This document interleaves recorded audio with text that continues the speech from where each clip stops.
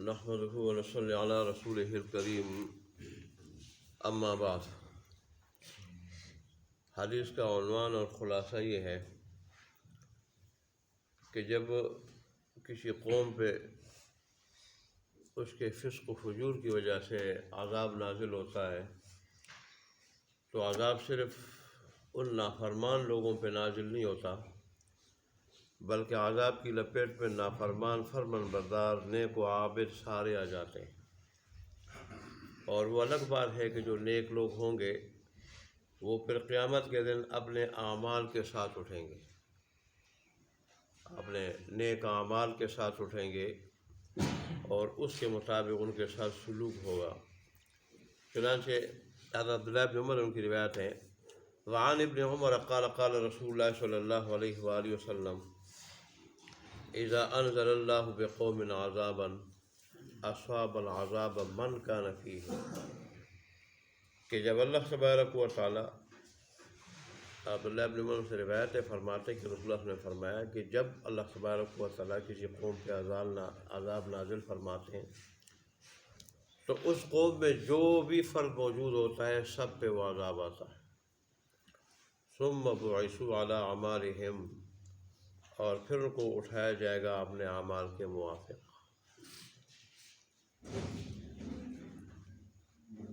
متفق علیہ، اس کو روایت کیا ہے بخاری مسلم۔ تو اس کا مطلب یہی ہے کہ جب کسی قوم میں فسق و فجور، اللہ تبارک و تعالیٰ کی بغاوت، نافرمانی، اور وہ گناہ،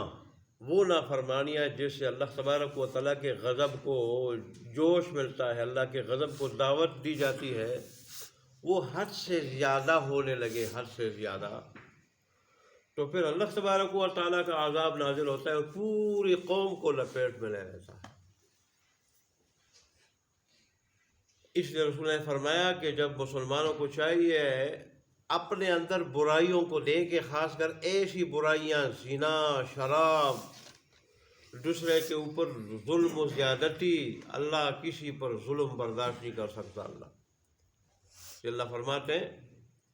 کہ مظلوم کی بد دعا سے اور آہ سے، دل کی آہ سے بچو، اس لیے کہ اس کے اور اللہ تبارک و تعالیٰ کے درمیان کوئی حجاب نہیں۔ ڈائریکٹ مظلوم کی آہ، جب تشدد کرتے ہیں اور دل سے آہ نکلتی ہے، ڈائریکٹ اوپر پہنچتی ہے، تو پھر اللہ تبارک و تعالیٰ کا عرش کام پڑتا ہے اور اللہ کے غضب کو جوش ملتا ہے، پھر اللہ عام عذاب نازل کرتا ہے اور ظاہر ہے پھر پوری قوم اس کے لپیٹ میں آ جاتی ہے۔ اور کبھی اللہ اپنے خاص بندوں کو بچا بھی لیتا ہے، لیکن عام طور پر اس کے لپیٹ میں سارے آ جاتے ہیں، نیک اور بد سارے۔ پھر الگ بات ہے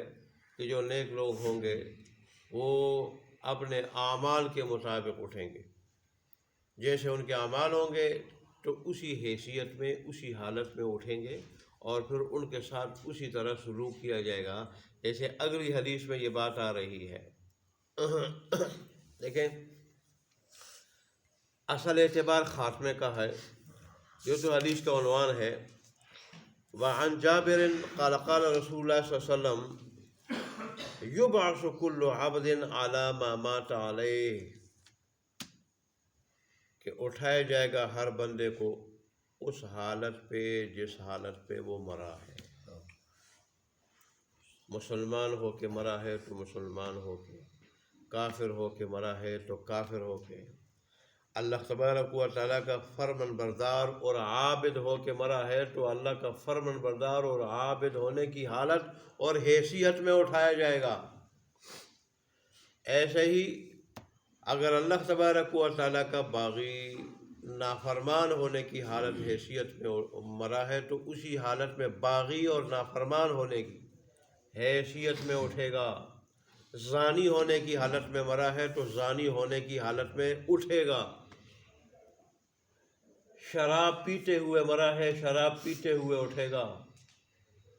ایسا ہی اللہ تبارک و تعالیٰ کا ذکر کرتے ہوئے گیا ہے۔ اللہ ایسا خاتمہ ہر کسی کو نصیب کرے، نماز میں چل بسے، اللہ کا ذکر کرتے کرتے چل بسے، تلاوت کرتے کرتے چل بسے، اور ایسے ہی اللہ تبارک و تعالیٰ کی باتیں لوگوں کو سناتے ہوئے چل بسے، اللہ ہمیں ایسی موت دے دے کہ کل جب اٹھے تو تقریر کرتے ہوئے، کل اٹھے ذکر کرتے ہوئے، اور کل جو ہے وہ اٹھے تو اللہ تبارک و تعالیٰ کی حمد بیان کرتے ہوئے، تلاوت کرتے ہوئے اٹھیں، اور کل ہم اٹھیں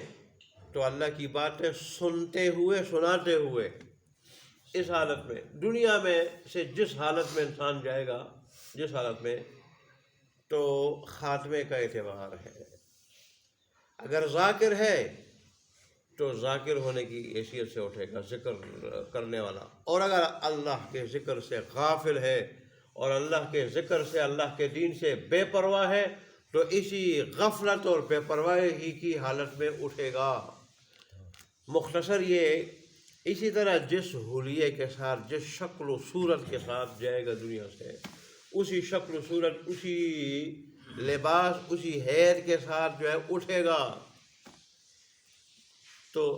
ظاہر ہے رسول اللہ صلی اللہ علیہ وسلم کی سنت کے مطابق جس کی شکل دنیا میں کافر کی نوٹیا وہ برداشت نہ کرتے، جیسے میں آپ کو کئی مرتبہ بیان کیا ہے کہ ایران سے کسریٰ نے،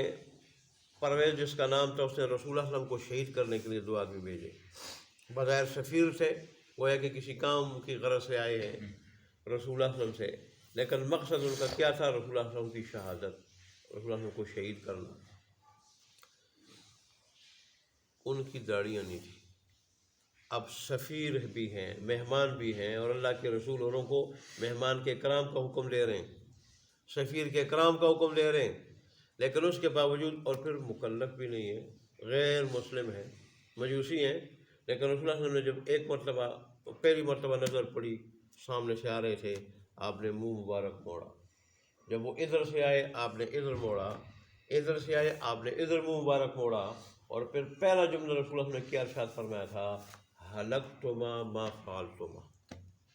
تم دونوں ہلاک ہو جاؤ، تم دونوں تباہ ہو جاؤ، برباد ہو جاؤ، تم نے یہ کیا ہے، یہ کیا۔ انہوں نے کہا تھا کہ ہمارے رب نے، اپنے بادشاہ کو رب مانتے تھے،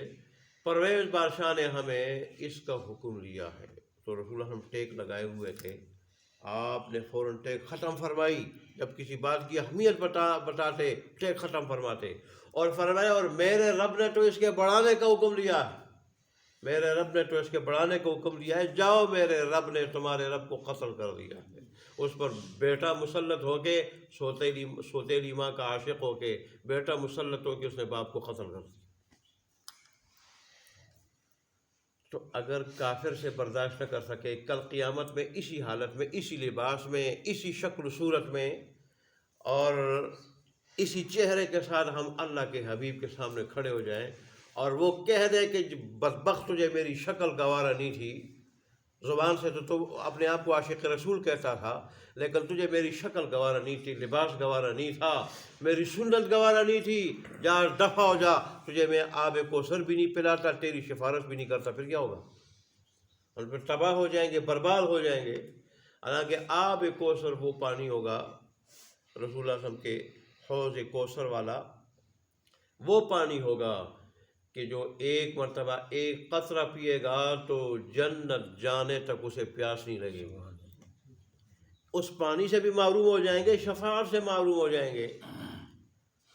اس لیے بڑے خطرے کا مقام ہے مسلمانوں کے لیے، بڑے خطرے کا۔ آج ہماری پوری زندگی اللہ کے حبیب کی سنت کے خلاف ہے، شادی سنت کے خلاف، اس میں ہم شیطان کو خوش کر لیتے ہیں، غمی سنت کے خلاف ہے، اس میں رسم و رواج کو ہم زندہ کرتے ہیں، اللہ اور اس کے رسول کے حکم اور سنت کو ہم ذبح کر دیتے ہیں۔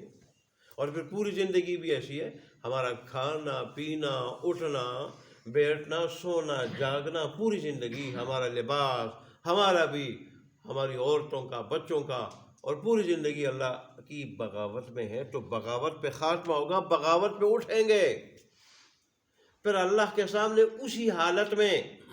بغاوت کی حالت میں، جب سارے کے سارے انبیاء بھی موجود ہوں گے، قیامت تک آنے والے لوگ موجود ہوں گے، ان کے سامنے اس بغاوت کی حالت میں ہیں، کیسے جائیں گے اللہ کے سامنے، اور وہ بھی دیکھ رہے ہوں گے، اور آدمی پہچانا جائے گا کہ دنیا میں یہ باغی تھا، اور یہ اس قسم کے گناہ میں وہ مبتلا تھا. اس لیے اللہ تبارک و تعالی ہمارے حال پہ رحم فرمائے اور ہماری آنکھ بند ہونے سے پہلے اللہ تبارک و تعالی ہمیں کامل اور پکا اور سچا مسلمان بنا دے اور اللہ تعالی عمل کرنے کی توفیق عطا فرمائے. وآخر دعوانا الحمدللہ رب العالمین.